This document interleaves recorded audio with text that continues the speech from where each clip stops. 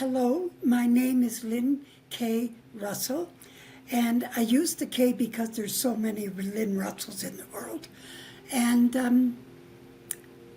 I first became involved with near death, well, because I was about an 8-year-old, and my grandfather died, and that told me that I was going to die someday, and I was terrified. So I became very frightened of death, and so my mother told me that when I die I would disappear, because she was an atheist, and that really terrified me. So even then I was pretty interested in finding out from various sources out there what would happen when I died. But I started in earnest in my mid-teens researching, and that was 70 years this year, so that I started. And so it's in that time I've gone through all kinds of, just everything you can think of, from the ghost kind of thing to Christianity, and not just Christianity, the various religions and how they got started and how they grew and developed to what they are today. And so that was one aspect. And then when the newer way of seeing things came along, I was on the bandwagon for that too. And I never found my answer, but I did have two, one STE and then one, I guess, psychic kind of experience. And so that was very good. That worked very well. What else? And I got into near-death experiences because I did a major research for Dr. Jeffrey Long on NDERF, which is Near Death Experience Research Foundation. And I was there on the chat line, and he was looking for someone to do research. And so I just recently retired and thought, sure, let's go for it. So that's the story. Well, the original research was just primarily to look at, to answer questions and do the research and tear apart people. How NDERF works is that people send in their near-death experiences. They also send in STE, which is spiritually transformative experiences, and other kinds of, sometimes they have deathbed experiences, and those come, and there's fear-death experiences, and so there are all kinds of different experiences that take the person to the other side, and for a brief time sometimes, and sometimes for a very long time. Anyway, and so then they come back and they tell their story, and I primarily just concentrated on near-death experiences. I did read the odd fear-death experience, but they weren't, and they're part of my book. But the most important one was the near-death experience at that time. Things have grown since then, because that's 20 years ago.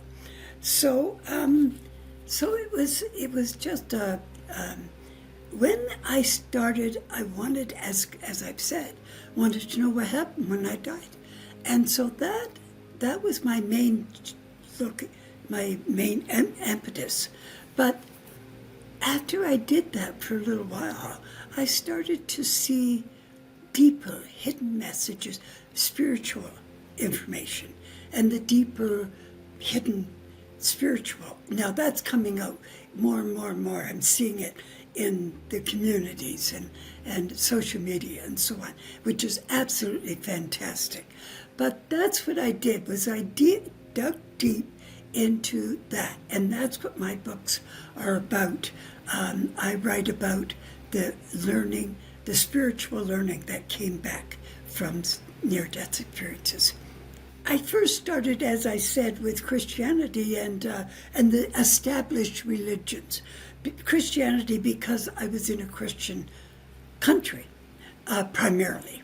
I mean, we have other faiths as well, but primarily Christian. And so I started on that, and then that expanded to Eastern philosophies and the offshoots and and then I got into the history and how it evolved and where it is today. And that was my research as far as spirituality research goes. It was wonderful, but I never found the answer. By the time I was in the 70s, I would say, 60s, 70s, around there, when the New Age started, I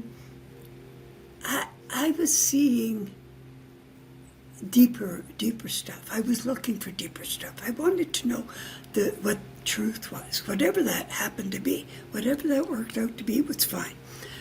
But I couldn't find it. I'd never found truth. And so one of the things that I felt I found in the near-death experiences was at least a connection to truth. And I say it that way because I don't think I know everything. I just think there are still mysteries for me to learn. But I think I've learned a big piece.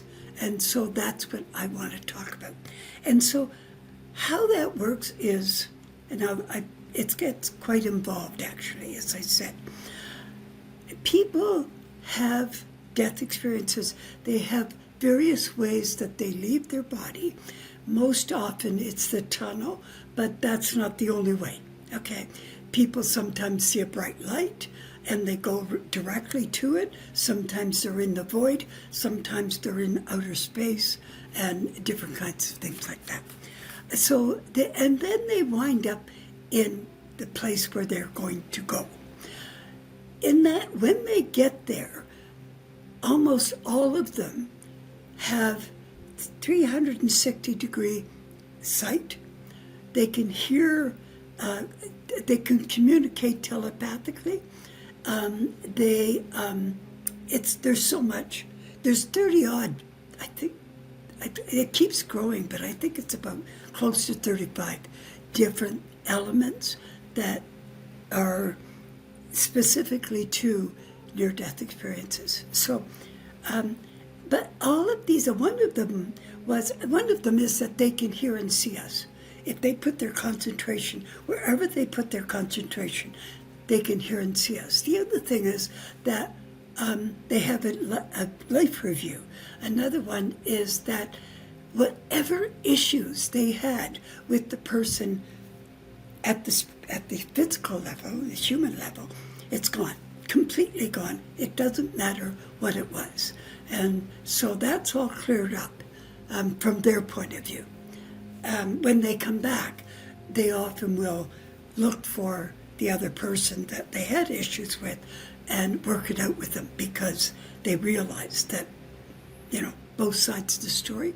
And that's another thing. They are able to know exactly where the other person is coming from.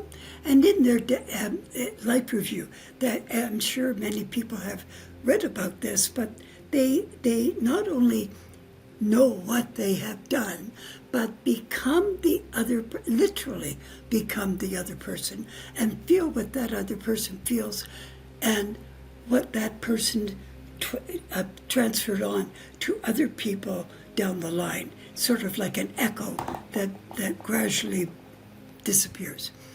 So that's what happens with some of the things. But the main point that I want to point out with all of that is everybody has a different experience. No two death experiences are alike.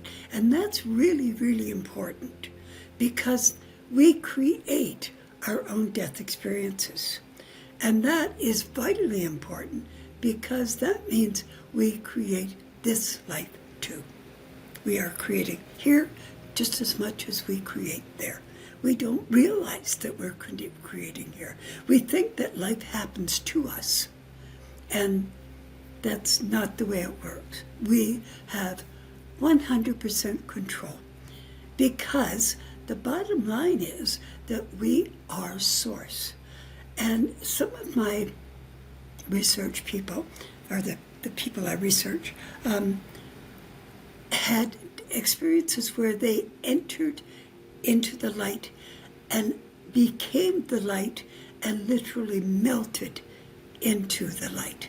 They became they just were the light, and they were creating with the light.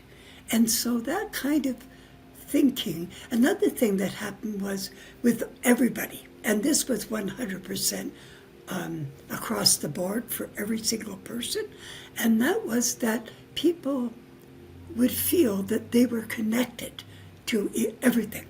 Whatever they viewed, whatever they experienced, whatever they saw, the universe, whether it didn't matter, they became it and it became them. And there was no separation. And that was vitally important to the connection to oneness and to our reality as being source. And so that's very important to know. My main message is to tell people how magnificent they are. I want everybody in the whole world to understand how mind-boggling, beautiful they are. And they don't. We're so down on ourselves. And it's such a shame, because we really are magnificent. I'm not quite sure. Now, there's a question I don't know. Because it's so varied. It is so varied. For example, we would think that a person of one faith would have and they do have an experience that fits in with their faith. But there are also others who have experiences that have nothing to do with their faith. For example, Jewish people seeing Jesus, or a Muslim, or they are like Muhammad, or Buddha. They see deities that don't fit their particular religion. And so it gets a little mixed up. But one of the things that I think fits with that is the fact that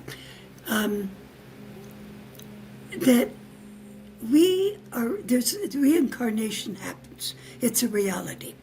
And we have had, by the time we are spiritually interested in digging into this kind of stuff, we're pretty old souls. We've been around for a while. And so we've had quite a few, like probably a few thousand lifetimes. And so I wonder if that's part of the information that they've already experienced in the past, and that fits. That's the only explanation I have. I think I wanted to know I wasn't going to disappear. And of course, near-death experiences show that. People die and come back and they're fine. So that's very important to know. Was very important for me to know. The other thing is, as I've said, I was researching throughout my life for 70 years now, but 50 years back then. So 50 years of experiencing, and I still hadn't found what I was looking for. What was the bottom line, And that's what I found in near-death experiences, was the reality of us, who we are, what we are, how it works, those kind of things. Well, primarily it gets pretty deep, but as I've said, we are source, and how source operates. Okay, this is important too. People have gone into the source, and they haven't blended into the source. They've just looked around when they're there and get some information about how it works. So creation is perpetual. It literally never stops. It's like a fountain that overflows and overflows and overflows. But the drain, it's like a fountain with the drain plugged. And so it just keeps going and going and spreading out and spreading out.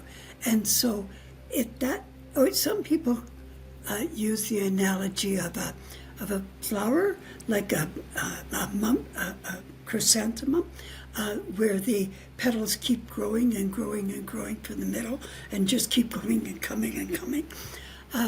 So that's what creation. The other thing I learned was that love is not an emotion. Love is an energy. Love is a power. Love is the essence of Source and the being of Source, deep down inside. That's the essence of Source is love. Love is also, Source is also conscious, very like consciousness. That's huge. And people ask me about why are we here? Why does life happen? And the universal life as well. And that is because if you can imagine something that is a being that is so huge and beyond description, like the Source, it would, being alone, how would a Source like that manage just being alone in nothingness? And yet it is nothingness. But how can it be alone and absolute nothing around it? And so I think that creation is just part of Source. But creation is what power is used to create with. Well, it's love. Love is the power that is used to create with. We are created from love, as is every single particle in the whole universe. And I'm a bit into quantum physics a bit. And so this is how I see it. Now again, this is my concept based on what I've learned. So I just want to establish that it's my thinking. I think that I see this entity that is Source, that we are, by the way, in nothingness and creating so that it knows itself. And that has been said before. But we never left Source. We are right this very second still with Source. This is an illusion that we have created. This is our Source creating. And so this is how we're creating this particular entity. And so that's what the oneness is. The oneness is that there is only one soul, one being, one creative force. There's nothing else, and literally nothing else. Nothing. Everything else is the illusion that Source creates in order to know itself and to experience. It also learns and grows, believe it or not, because it learns through the different things that happen. Like, here's how I see it, is that we have this enormous whatever being or energy or whatever it is, but intelligence. And it has consciousness, as I've mentioned. And that consciousness, I think, is the universe. I think our universe is conscious. And that consciousness has, I don't want to, like, we're seeing particles as particles, little beads and things like that, but particles are energy forms. Okay, so it creates energy forms that become particles, that become atoms, that become cells, that become us. And all of that has consciousness within it. All the way down the line is consciousness. And so we are the consciousness creating this, but experiencing it as if it is separate, because when we're at this level of existence, we experience things that can't happen at the spiritual level. just cannot happen. We eat, we walk, we dream, we sleep, we have interactions like this, separate, and that's not possible at the spirit level, because we're all one. Another thing is, and this is hard for a lot of people to understand, especially people who have had death experiences. The other thing is that the death experience that they have is just another illusion. It's just another illusion, just exactly the same as this illusion. It doesn't matter. I've had people, like in my research, I've had cases that I've studied that just, yeah, kind of thing, get excited about. But one of them was a lady who was in the tunnel. She was going up, and she realized in her own mind, wait a minute, I don't have to be doing this. I can do whatever I want. And so she thought about being other places and doing other things, and instantly she was there, and it was as real as this is for us. And another one was a fellow who, I love this story, a fellow who his guides were trying to explain to him how he was the creative force, that he created. And he wasn't quite getting it. And so the sources, the guide said, think of anything you want to think of something. And he thought of his mother's chocolate cake. And there it was. He had it right before him on a plate, and he ate it. So, we create that. Every one of our experiences are created by ourselves. And that is marvelous. That is magnificent, because that is our creative force. And life doesn't just happen to us. We are not victims. And that's a big thing that's happening in the world today. So much fear, because they think they're victims. They think that the world is happening. And they have to pedal as fast as they can to keep up. But each one of us has choice. And we are powerful. And we can create. And we create everything that we see. And so we may not create it individually, because we're not individuals. We create it as a source, as a whole being. Yeah, some people have shared death. They're being spoken about more and more now. But at one time they were, people didn't talk about this kind of stuff. And so I'm so wonderful that it's opening the doors. And, near-death experiences have changed the world and are changing the world for the better. It's just not there yet.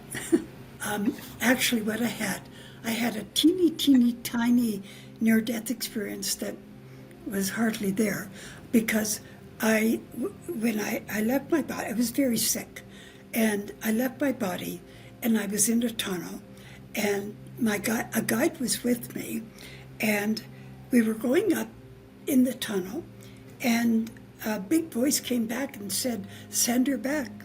And my guide said, "But she died." And the voice said, "Send her back. She has much left to do." And that was my death experience. Then I guess the next year, the year after that, it was in the spring. I was, and I had what's called spiritually transformative experiences, and that's what you're asking me about. And that in my case, it was 3 different experiences that joined together, or seemed to me to talk about one main subject, and that was oneness, by the way. And so I'll tell you that, because it really is quite interesting. And I have it in the beginning of my book as well. I was doing dishes.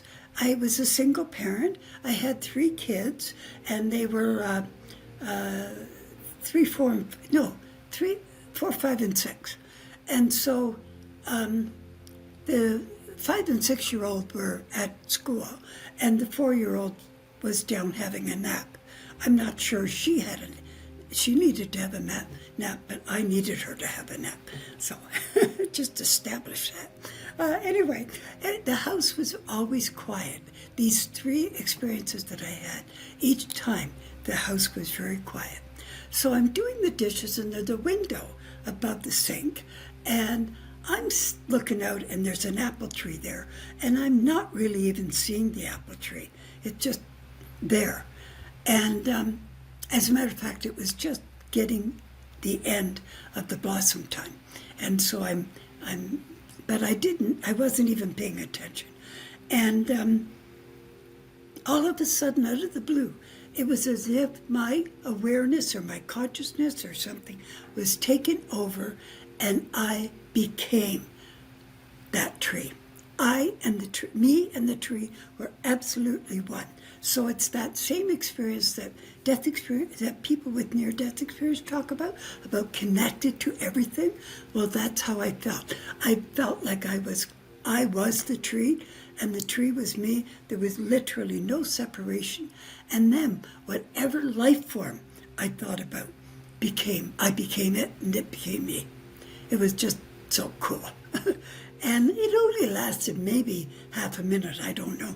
I mean, I didn't time it. But it wasn't very long. It might have been 15 seconds. But the point was that when I came back to myself, it was like, oh, cool. I was really pleased that I'd had that connection. And I didn't understand it or know what it meant. I just knew that it was a nice thing to have. Anyway, then my next experience was a few days later. And if I'd have known it was good, I was going to have more and more experiences, I would have changed things. But anyway, a few days later, and I'm washing fingerprints off the hall walls. And again, it's the house, it's the afternoon and the house is quiet. And all of a sudden, I'm not seeing the wall. I'm seeing an atom with the nuclei and the electrons going around. And that expands to our solar system with the sun and the planets going around. And that expands to our galaxy with the center and the stars and whatever going around.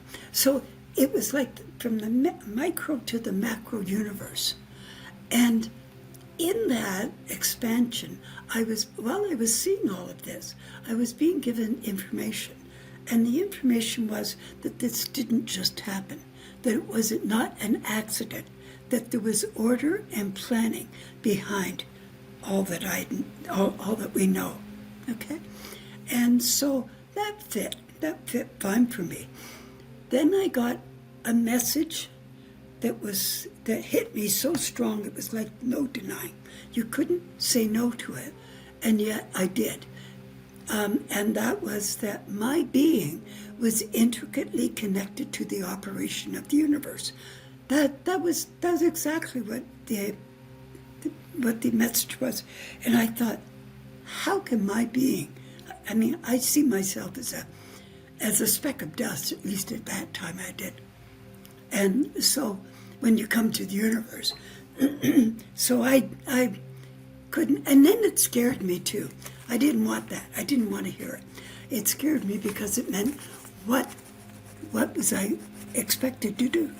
And like being one with the universe, holy cow, So I just wanted to get out of there. And that was the end of the experience. Now, a few days later, again in the afternoon, quiet, and now I'm in my living room and I'm picking up toys and just tidying up. And all of a sudden, there's a presence in the room with me, and I can feel this presence so strongly. And it was like more love than I can ever talk about. It just was overwhelming. And it was like it entered and seeped right into me, It was like a blanket that just went inside of me. And it was just so beautiful. And then I felt like somehow I was connected to this entity, or this presence is more what I would call. And so I felt like I was connected. And then I heard words, and they were clear words. And they said, this is where you came from, and this is where you will return. and that was the end of him. And of course, it was all about oneness. But I didn't understand that until I did the near-death experiences and connected it. I did have one other experience that, yeah, I'm a little embarrassed about it, but I'm going to tell you anyway. So there you go. I was working, and I was a family counselor, and so I was in my office, and I was writing a report on a family, and certainly not thinking about anything spiritual. And I heard this voice again, the same voice I'd heard before. And this voice said, "I want to use you." And I thought, what? It just, because I sort of knew that it was coming from somewhere else beyond me. But I got up and I looked around and I looked in the hallway, and just to make sure that nobody, was, nobody else had said that. And so it scared me. Again, it scared me. I thought, what do you want me for? What am I supposed to do? I'll let you know if I'm going to do it or not, because this is why me? Why not a good born-again Christian? Because they know all this stuff. And I didn't want anything to do with it. And so I never heard anything more for 4 years. 4 years later, I'm in a restaurant with my daughter and a friend of hers, and they're being teenagers, silly teenagers. And this voice comes back and says, "I still want to use you, And I had just been through hell and back, and I didn't have anything left. And I said, "Okay, fine, but I have nothing left to give." And the source said, "Don't worry, I'm preparing you now." And that was the end. So now I'm doing this work. Maybe this was it. Yes, just the beauty. How beautiful you. Please, please, please know me. Know, learn, find out, discover, open up yourself, challenge yourself. Challenge yourself to do things. I was assessed as retarded mentally slow when I was a kid. And so when I found out I was well above average in intelligence, I challenged myself to find out what could I do? What was I able to do? And that's why I was interested in science, and I learned all the things that I could do. And so I think there was joy in that, real joy to find out, oh, look what I can do. So that's what I'm asking you to do, is to open yourself up and test yourself. And you know what? It doesn't matter if you mess up or not. It really doesn't matter, because you're only doing it for yourself. Nobody else is going to be around judging it. So it's all just on you. You're just being you. That's one of the things. The other thing is that as source, how can you not be magnificent? And when I see that those particles I've told you about, and they become cells, it's all alive. Every one of our cells are alive. And they're love. Love created them. So I say to myself, when I meditate and give love to every one of my cells, and tell them how marvelous they are. And yeah, so that's what I do. And my book, I just want to mention my book. I have 2 books. One is a children's book, and it's called Warple, W-O-R-P-P-L-E. And Warple talks about, for preteens, just how to make better decisions. But it's done in a fantasy world with warm, fuzzy creatures and all kinds of adventures and silly fun and, just crazy kind of things. The other thing, the other book is my near-death book. I have 2 actually. One is The Wonder of You, and the other one is Beyond NDEs, the next step in near-death experience research. Now, I want you to know that that's an upgrade of the Wonder of You. So probably, if you get that one, you only need that one. You don't need both. You just to tell people how to get a hold of me, I'm super easy to find. Just Google my name, Lynn K. Russell. That's it.